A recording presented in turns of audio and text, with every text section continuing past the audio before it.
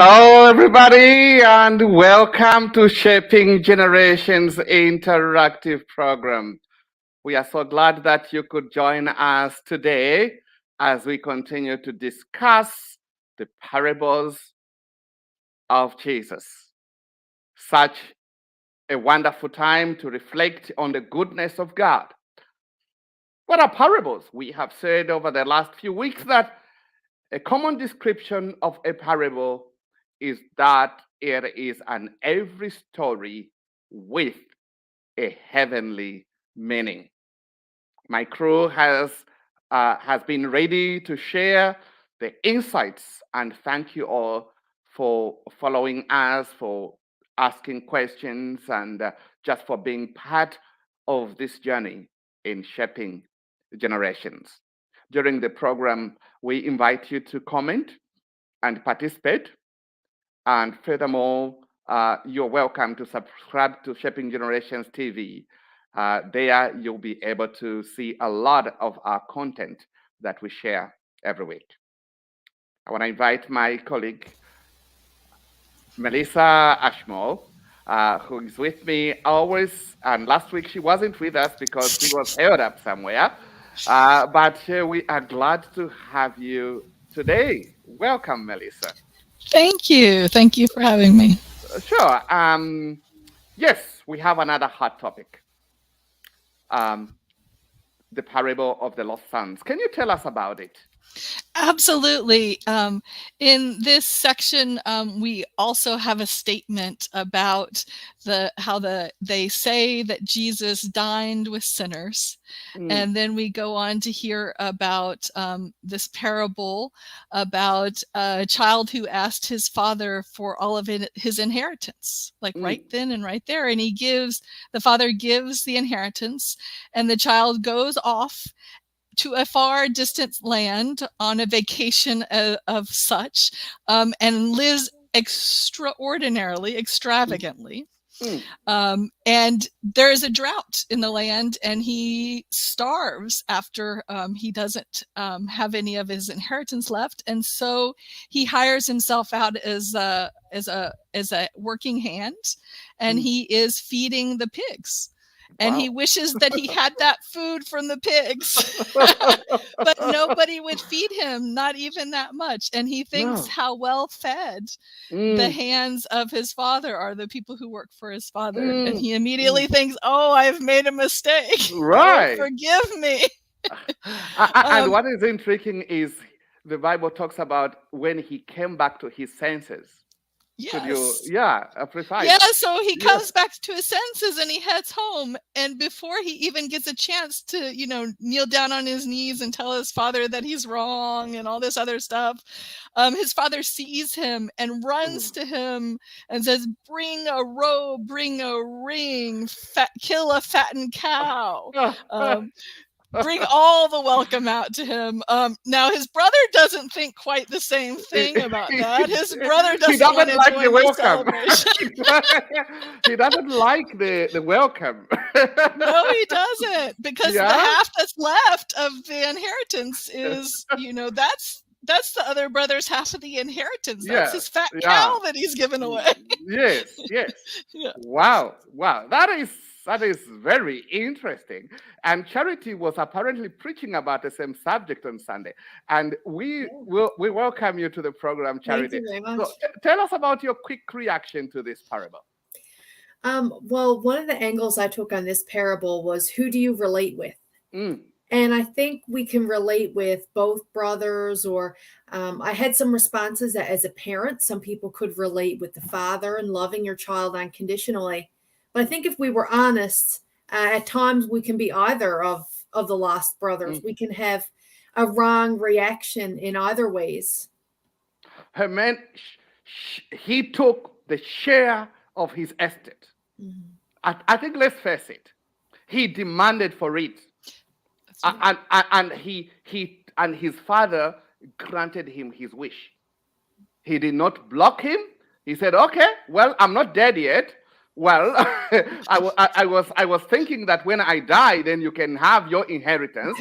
But since you want it now, it is your choice. Take it.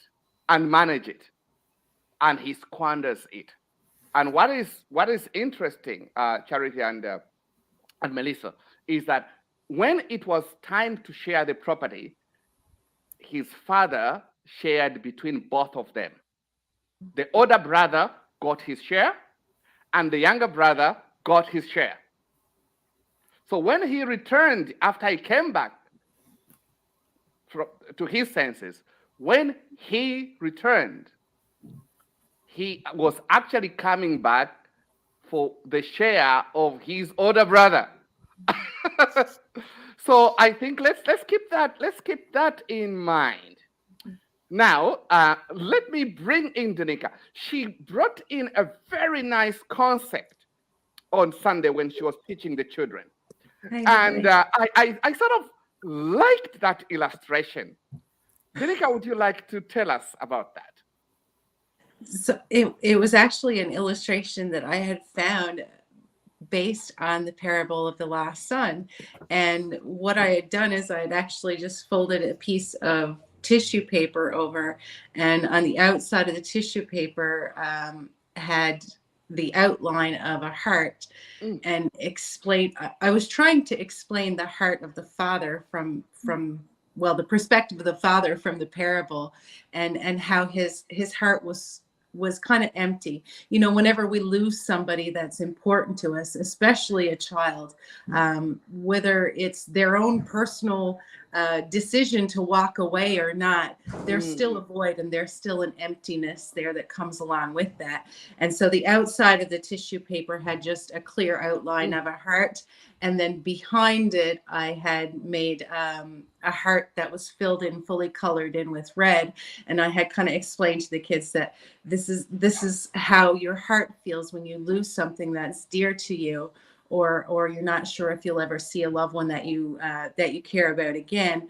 But then I kind of dropped it in a water dish, and as you drop the paper towel in the water dish, the heart starts to bleed red again. The heart starts to show again, and Wow. to kind of give an illustration of how God sees us, you know, how God feels when one sinner comes to repentance, or, you know, like you said, we call people sinners. God doesn't really look at it that way. And he never used that word. He never called Jesus anybody never sinner. called anybody a sinner. He did on one occasion tell somebody not to sin again, lest something worse happened to them. But I think we judge people a lot more harshly sometimes than our Father does. But he did not label that person. He only said, "Don't do it." Anyway, we will get there. But there is this critical question before I bring in Chewe. There is this critical question. The parable is about a lost son. Can a father lose his child? Melissa, from the context of this, the child went away. And when he was coming back, he sort of thought that my dad won't welcome me back as a son when I return. And so I will request that I go back to his house as a servant or a slave, a doulos, a doulos. But when he came back, the father did not see a slave, did not see a servant, but he still saw a son in him. Do you want to say something? And I'll let Charity come to that. I think that the father in this parable tells us the heavenly idea that the parent cannot ever not welcome the child back. That there's nothing that the child could have done wrong that wouldn't have allowed them to still be loved. Even when they were wrong, even the when father they were wrong. still loved them. Even if they did nasty things, the father still said, "Welcome home." I think that's what Danica was trying to teach. Do you know that Divine had to make that for me? and she wrote, I think it's upstairs, I should have brought it, and she actually drew in between the heart, she said, "Dad." It's so cute. Charity, before I bring Chewe in.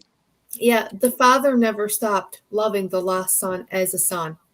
And there was never a moment when he considered him anything other than his son that he loved. And even when the son felt, I'm nothing, I'm worthless, I'm at rock bottom, it didn't change what the father was thinking about and longing for him at home. Wow. Chewe Mlenga from Manitoba. Can a father forget about their child? And unfortunately, no. Huh? Okay, tell us. This is a parable. We want to crack it. Let's dissect it. Yeah, the interesting conversation, Simon, is something unusual is happening. In those days, it's unheard of to ask for your inheritance when your father is still living. So that was an insult, or that was wrong, because you only get the inheritance when your father dies. So the son was indirectly saying, "Oh, I wished you were dead. I get my." So Okay. that was wrong. But the father still went ahead and gave the son what the son needed. But where he went to a far place, squandered the resources, like everyone has said. But still, he realized that no, there is no better place than the place of my father. There is no better place, and he had to travel back. And the father, looking at him, he welcomed him. But something unusual happened. He welcomes the son. He welcomes the son by running towards the son, and that is not common in the Jewish context. Men rarely ran towards children. It was children who ran towards their parents. And the fact that this child had already given a wrong image of the parents, it was necessary that the parents don't welcome this child, because he has misbehaved. The father has been missing this child, struggling. Where is my child? The child is back, but still he had to embrace him regardless of the situation, and he had to forget all the pain he had to go through because the son had gone away from him. And we are told he was given robes, he was given shoes, and the father started celebrating. So really, what God is teaching us at the end of the day is that he's always ready to forgive us, regardless of the wrongs we've committed. And I think it still speaks to us as physical parents. Growing up, I remember at some point I misbehaved, but dad still did not get rid of me and say, "Chewe, I disown you." Until today, I realized that, oh, my father meant well for me to be where I am today. And that's what actually God requires of us. He loves us even in our deepest wrongs. He still brings us up, invites us to him so that we can have fellowship and celebrate in his presence as his children. Wow, thank you. Now, here is, there will be always those that judge, okay? There will always that people that will say, go away. You don't belong here. You don't belong here. And we see the son here, the older son, who said, what is happening? Who is this guy who has returned? He doesn't belong here. Dad, kick him out. And you can't even do all this. You can't throw a party for him. Charity, I know, you're babbling. You want to say something? Well, you posed the question earlier, and it really hit me. Do you think the older son is justified? Uh-huh. And while the parable reveals that the attitude of his heart was wrong, but I can sympathize with him. He's worked hard. I mean, there was no calling or FaceTime in that day. When the brother left, there was no seeing him again. They mourned him as if he was dead, like Layla. And after years and years, and he was taking on his brother's share of the labor, and he was working so hard, you can see how the bitterness and resentment grew in his heart. And it wasn't right, but you can see how it happened. Well, the question is, did he ever ask for a calf when he was with his father? That's true. His lost brother, when he came back, he asked to be reunited with the family. There was a question. Melissa, do you want to say something there?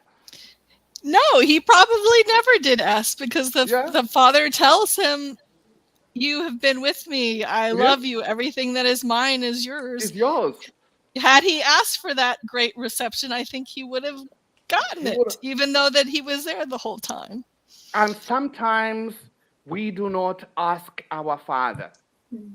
And we assume that the Father should think for us. And I think we should be prepared to talk to our Father. We should be prepared to develop a relationship just more than our hard work, but we should be in talking terms. We should be in fellowship with our Father. Well, the figure of Father is God in this context. Yeah. So, Danica, do you want to say something before we go for a short break? I mean, I think we're raising a lot of good points here. Charity raised the point that you can see how it happened. You can see how maybe the brother was led to that place in his heart. But I think what's important to understand here is that both of the brothers both of them had kind of wandered away from the truth of the matter. Both of them had kind of wandered away from the family in different ways. One through wild living and squandering possessions and not valuing the love of the Father, and the other one by pride in his own words. Okay. Yeah. And so the two, neither one of them was without any stain, or neither one of them really fully understood the love of the Father. Would we be correct to say it must be called the parable of the lost sons? I think it would be. I think it would be, honestly, because I think what the Father is doing, I think the whole point of this parable is that the Father is trying to reason with both sons to say, we are a family, you are my son and you are my son, and my son, don't worry, all that I have is still yours. I'm not going to take anything fairly away from you. Okay, thank you. But we need to be a family and we need to love one another. Sure, we have Darren on Shaping Generations TV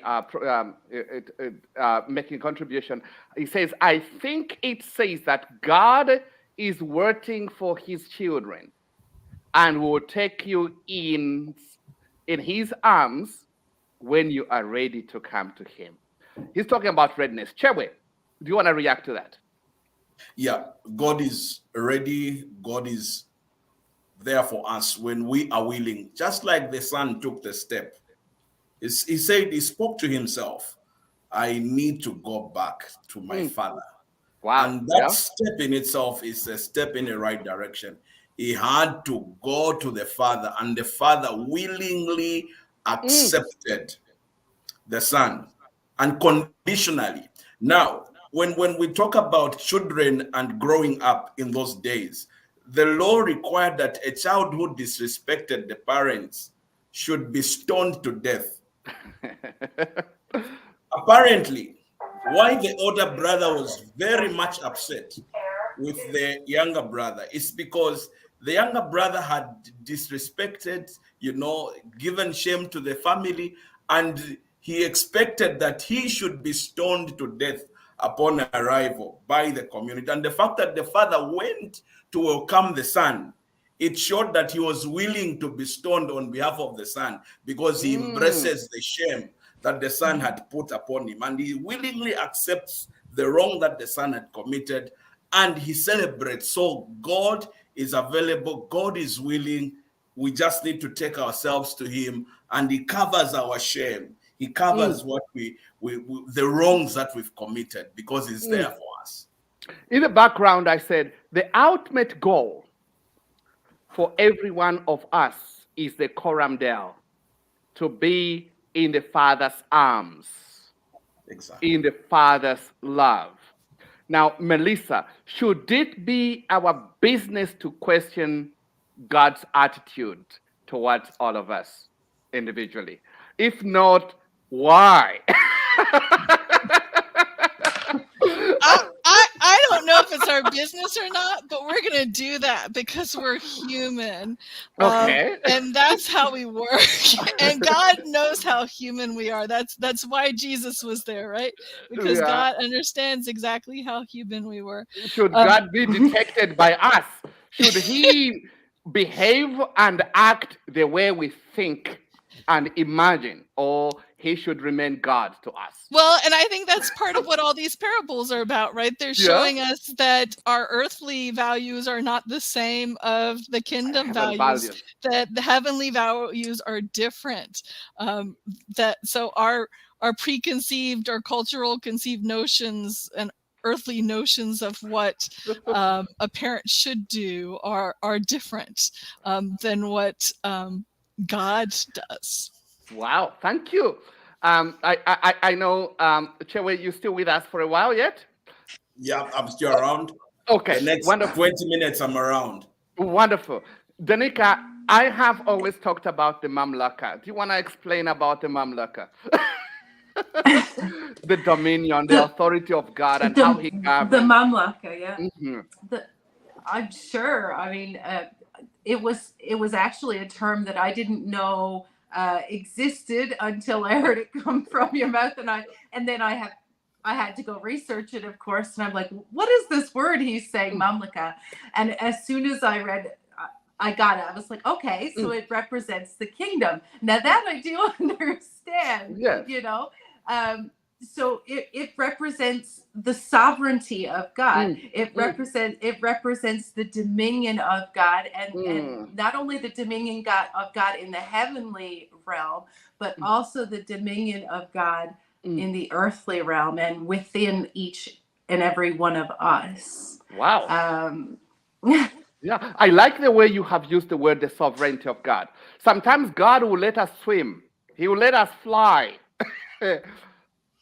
He will let us explore, but he will not reject us when we come back to our senses to enjoy the Coram Deo, his presence, his power and authority. So there are many people that would say, I flew away from God's presence and I am being judged for who I am. The question is, does God still need you? Does he want you? The answer is absolutely yes. And when you come back to your senses, you come out of that depression, you come out of that depravity, you come out of the shackles that you have been sucked into, God will come running after you. And he will not look at you as a slave or a condemned person, but will look at you as a daughter and a son who should experience the equal share in his kingdom. How is that? Chewe, do you want to come in before Charity? We'll follow after that. Yeah, like we've already said, God is available for us. God is there for us, and he wants us. The thing is, the child had gone away from the home, and the home is a place of love, a place of forgiveness, a place of celebration, a place of communion. And God wants us to still go back to the home where he is. That is a place where we feel his love, his presence, and his direction. Well, now we're talking about the father because the parable of the lost son is about the father. But let's assume the mother is there. What qualities would make a good mother in this instance? The same things. The same things, opening, welcoming arms. Right? Unconditional love, caring, giving equally. Yes, all the same things. Now, we have a brother. I'm not sure where we can place him. Is he judging his brother, or he is simply complaining about the situation? I want us to look at that. Charity, do you want to talk to that? Mm-hmm. I do kind of take it as he's judging the brother a little, and I like how Danica put it in pride. He's kind of like, I've done this. He's so much worse than me. I'm not a sinner like him. This kind of seems like he's taking this self-righteous attitude about his own works. So even if he's just complaining about the situation, in a way, he still is judging his brother, because he's saying he doesn't deserve all this. He doesn't deserve to be taken back excitedly. And something I love about the father is that the son comes back and he has this big speech rehearsed. Father, I have sinned against you. Will you please take me back as a slave? And the father doesn't even listen. He's like, yeah, okay. Like, he doesn't even debate with him or acknowledge his big speech. He's just like open arms right away. I think that's the kingdom of God. That's the kingdom of God that we keep missing. I think that's the message we fail to understand about God. and this is represented by this young man who could not understand his father's attitude. He couldn't understand his father's thinking. He says, well, yes, Melissa. Oh, I was just thinking part of that is on the fact that as humans, we think that there's a finite amount of things. Like, so the father has a finite amount of property to share, not that the father has an abundantness to share. And I think that's where we get into that whole it's not fair part, is that we think that this is just the small amount that we have. That's not a a fine, that's a finite, that it's not something expanding in abundance. Yeah. Wow. Darren says that judge not, lest you be judged. Was the father judging his older son instead of judging the younger one? Because he said, your brother was lost but found. Did his father really understand his older son's complaint? I think he did, but I think the difference is that the younger son came and saying, I'm nothing. I'm at rock bottom. Please take me back. It reminds me of the parable of the man, the religious leader who went in to pray, and he said, thank God I'm not like that sinner over there. I'm so much better. But the sinner came in and said, I'm the lowest of the low, God. Save me. And the sinner, the one who acknowledged that he was a sinner, was the one who walked away justified. So I think it's about attitude. That is good. That's it. It is about attitude. How we perceive things, especially when we come back to our own senses. Our own senses, they speak to our self-esteem. In my father's house, I am valued. Even servants and slaves are valued. In the presence of God, all are valued. Why shouldn't I go back to my father's house, where even if I'll be a security officer or a slave, I will be considered as somebody than be somewhere where I'll be treated like a pig and eat pig's food. Less than a pig, because they wouldn't even feed him the pig food. Right? Not even the pig food, but he eats. They don't even feed him, but he was fighting. I think that's a strong illustration in and of itself, isn't it?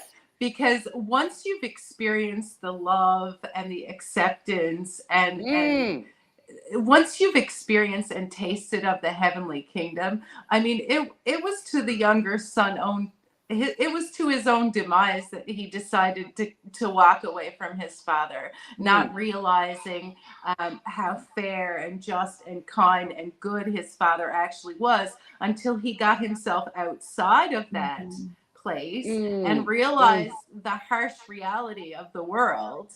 And I mean, that will humble you. That will humble a person.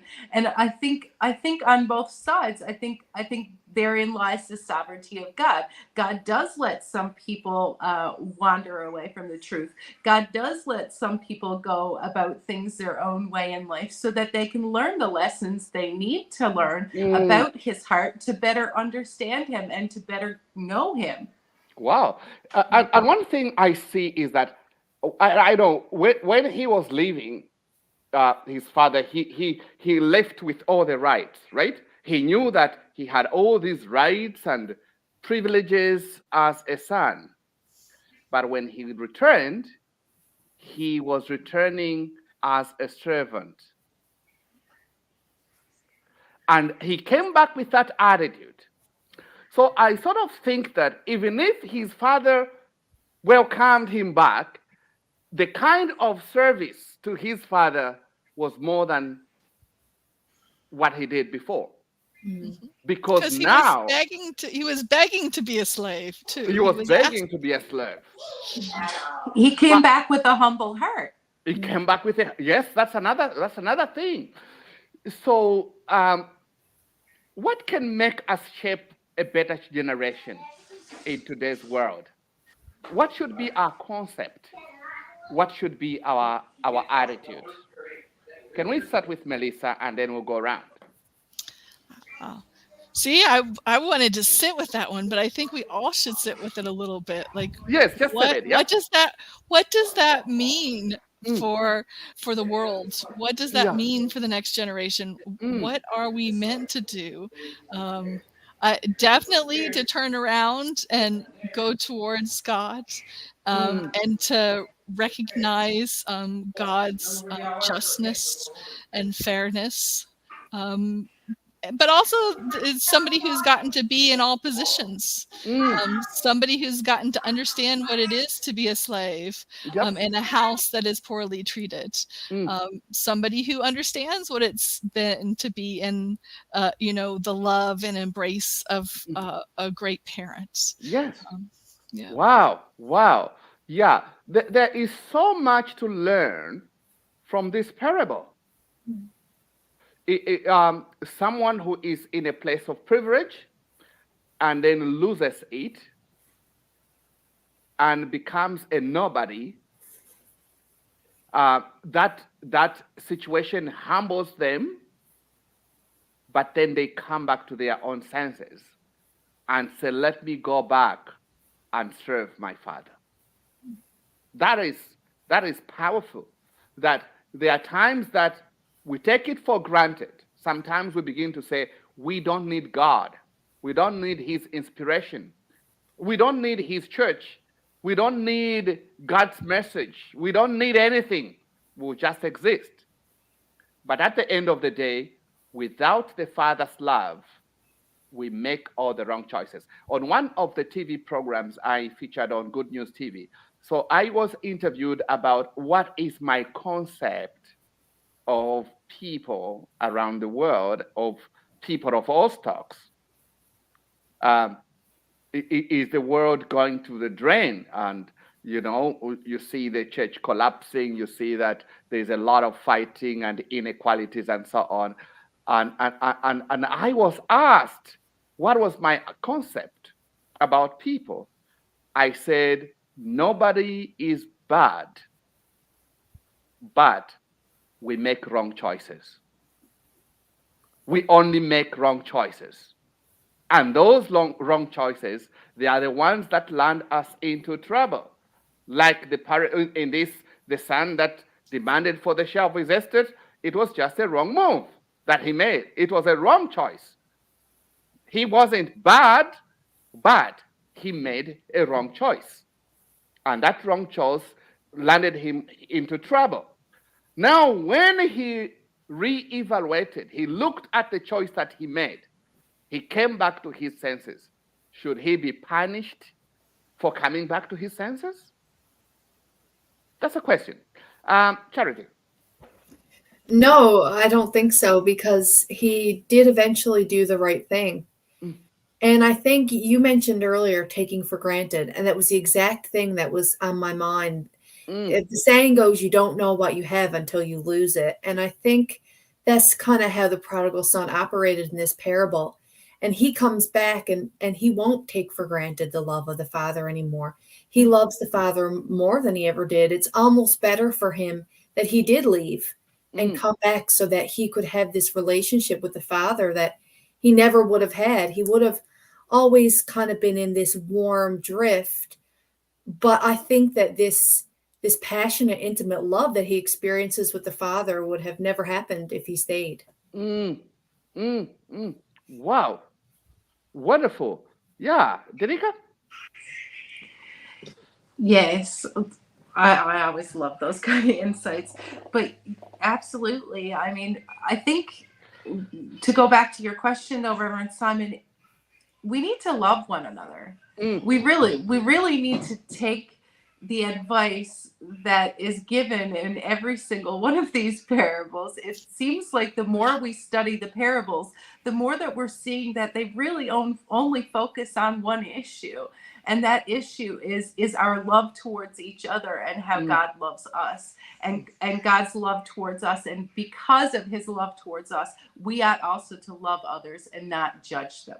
And I think that if there was more of that happening, there wouldn't be the factions and the divisions in the church, and there wouldn't be all the suffering that we do see going on in the world. Yep. I mean, a lot of us want to be right all the time instead of loving. Yep. Right? And we need to empathize. I think that's what the father was trying to explain to the brother. He said, "This your brother was lost, but now he is found. Can you empathize with him? Listen to his story. We are celebrating because he went astray, but he is back." But there are times that we are so indignant when we see people make the right choices and come back. Or when people say, "I think I belong here. I am in the kingdom of God, just like everyone else." But you know what we do? We start judging and looking at all these things. And God's attitude is not like that. And I think the concept of what it means to be God's children is something that we need to understand. It's not just about singing praises. It's not just about worshiping, but it is acting with a God-like attitude. And that is very key. If we act with a God-like attitude, we will bring God's kingdom down. The kingdom of God will live among us. We will live among us, and it will be a different experience. If you live in a community, or for example, like Burin, where I don't mind if I don't lock my house, I go away, I'll find everything okay, right? So I don't lock. Nobody's gonna rob me. I know that. Okay, I have that peace of mind. I know that everything will be okay. I know I won't be looked at differently because of who I am or who I love. I won't be treated like an outcast everywhere. I'll be walking with my head up. You know what that happens? It will raise my self-esteem. I know that everything is good. So if we can have the whole world just like that, we don't need jail. We don't need anything, anywhere to lock up people. That is God's kingdom. And this is the Father's attitude. He says, when people come back to me, it means they've realized that when they went away without my presence, without my coram Deo, there was emptiness in their souls. So we'll go around and I don't know, I didn't realize we're almost cracking an hour because this is very interesting. But let's start with Melissa, and then we will continue with Charity and go the other. Hopefully Chebo will be back. You said a really good word that I wanted to reiterate was serve. The prodigal son came back to serve. And I think that's something that when you misstep and turn around and come back, you're ready to serve. And you're ready to do things for the world and for the kingdom. And also with the brother, that there was enough to share, that it wasn't giving away all of your things, that there is enough of God's love for everyone. And if you have to give away your fat cow, your fat calf, you have to give away your fattened calf to welcome back and celebrate somebody into the fold. There is enough love to share in God's kingdom. I like that. There is unlimited love, unlimited grace. And I think Paul was finding it, was trying to look at the right words to use in his context in Romans chapter 6. And I'll tell you that, shall we keep on sinning? Shall we continue on missing the mark? Let me use the right. Shall we continue losing the mark because there is so much grace? By no means. Well, it's not good for you. There's a reason it marks there, because it's not good for you to. No, we died to it. It's in the past. We have tested the love of God, and it is good. Why should we live without that love any longer? And if you apply it to the context of the lost son, he tested the love of the Father before, and he could not find that love anywhere else. Wherever he went, he did not find it.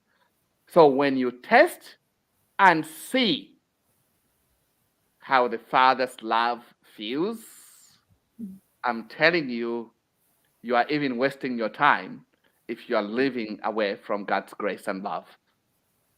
There is enough room. There is enough love to share. But there will always be people that will judge you, but there is enough love from the Father. That's a fact. Charity. Actually, what Melissa mentioned was exactly what I had in my mind when she talked about how the older brother kind of thought he was losing something because God was giving mercy to the younger brother. And I just thought that was so interesting. And in God's kingdom, there's enough love and grace to go around, and there's enough opportunity, and there's time for and a place for everyone to use their gifts that God has given them. And God's community should be a place where we lift each other up and be happy for one another when we're shining in our gifts and working for God and loving one another and not being jealous of someone else or judging them, but being genuinely happy for each other because we're all working for the same goal. We're on the same team. We're brothers and sisters. And the Father's heart is not just for each of the brothers to be restored to him, but it's like Danica said, it's a tale of unity. He wants unity between the brothers. And I think that's really key for us as a church community. Wow. So the Father also wants unity between the brothers, love between the brothers. Wow. That is good. And actually, before we even went there to discuss that, when I'll go back to what we said earlier. When the younger son said he wanted the share of his estate, his father acted with justice. He shared between them. Okay? He apportioned it to both of them, the one who was living and the one who remained. So when it came to love, after his brother returned, he still had to apportion equal love to the lost son and the one who was home. So there was no impartiality when it came to the father sharing things. What applied to one, it applied to the other. That's something to remember. Danica? That's really, really good. The concept of unity. I mean, when we think about what Christ taught us and what he admonished us in all of these parables and in his teaching with his disciples, unity was at the core of his heart and what he wanted for us. You know, when he's praying, he's saying, Father, make them one as you and I are one. Wow. So that speaks of his desire for us to be in community and communion with one another, and that's a part of the kingdom. That's how we restore the kingdom, is to love one another and be in unity with one another. Absolutely. Lovely. I was thinking. Yes. I was thinking also about when Melissa mentioned about the fattened calf, and the scripture came immediately to my mind. There's more rejoicing in heaven over one sinner who repents. You know, because we should celebrate it. We should celebrate it when our family grows, just like we celebrate it when there's a new birth in the family. When the family unity grows and there are more of God's fellow co-workers working together, it should be a celebratory thing. It should be something that we're happy about, not that we feel put off by. Wow. Thank you so much. Now, this will require a response from Melissa. And this is from Gertrude Muzumara. This is from all the way from Africa in Zambia. And she says, this is acting with God's love. Attitude which gives us peace of mind. That was the Father's attitude toward the lost son. If the whole world can have the same attitude towards one another, the world can change. That does give us a good model for how we should act in the world. That we should be that open arms as well. That we should welcome people. And that is the place that the church should fill. The church should fill that gap. Where there is hatred and division and segregation, there should be love. Love does not hurt the other. Love does not hurt society. Where there is love, there is always an equal response of love. Where there is hate, that's why you get so many nasty reactions and peaceful stuff. But when you plant love, everyone feels part of the family of God, in God's own country, the earth. I always say there are only two countries. There's only heaven and earth. These little houses are just rooms. These are just rooms, but we have one big shelter, just one house called the earth. That's it, where we all live. And Charity, here is another one, and this is from Darren in Goose Bay, Labrador City. It's not the judgment of other people we need worry about.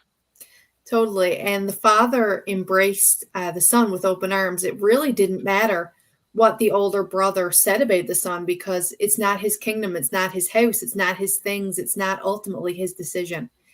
So it's the father's approval that we're working for. And we don't have to worry about being condemned by the father. He loves us.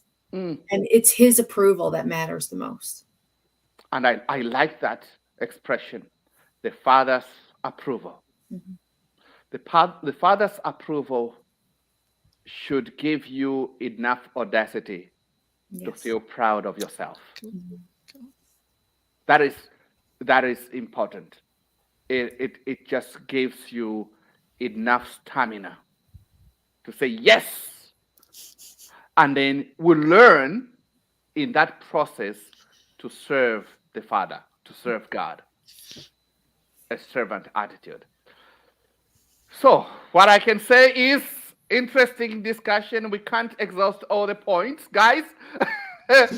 But I really like John Kasenge says, I am enjoying this, Reverend. And then we have, and he says, this is amazing. And we have as many as different comments that are coming in. And we do welcome questions. You can inbox us and ask a question, and we'll respond. We'll come back to you every Tuesday at the same time. But what a parable! What a father's attitude! What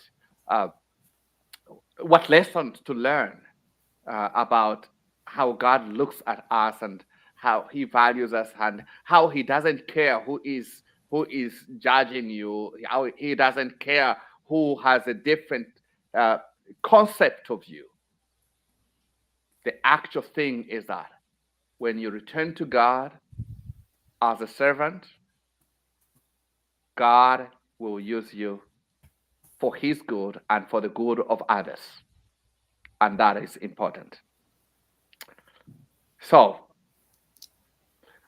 we've come to the end of the program. I don't want to end the program because it's so nice.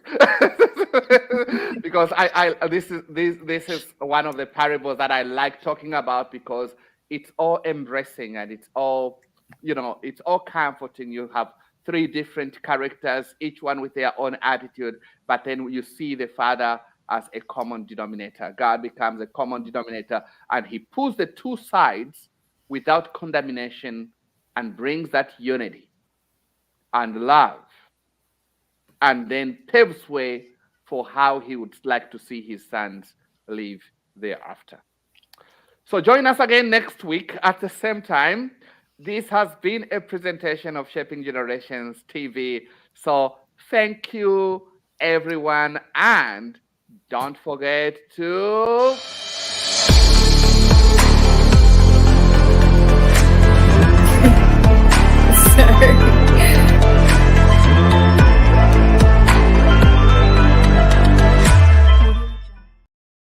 Thank you, everybody. God bless. And